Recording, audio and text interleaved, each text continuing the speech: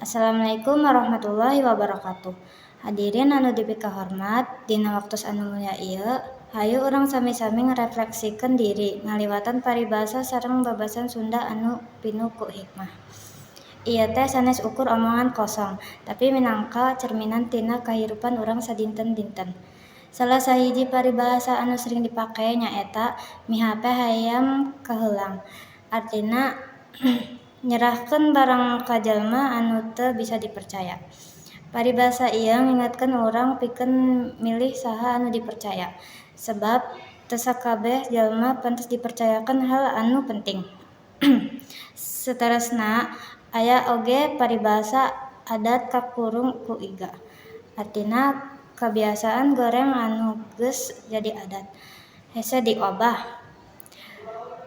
Ieu ngingetkeun urang yen kebiasaan goreng anu geus jadi budaya bakal hese diobah.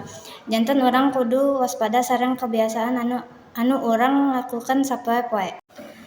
Teu hilap aya oge babasan anu sering dipake pikeun nyindir, yaitu gede hulu, artina sombong atawa congkak.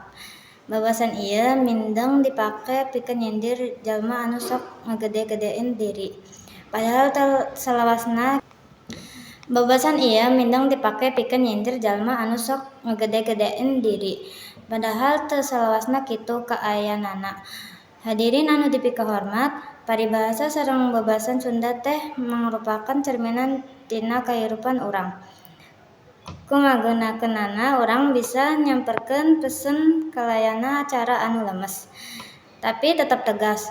Mudah-mudahan ku ngamalkeun hikmah tina paribasa sareng babasan ieu, urang tiasa jadi jalma anu leuwih bijaksana sareng waspada dina ngalaksanakeun kahirupan sapopoe.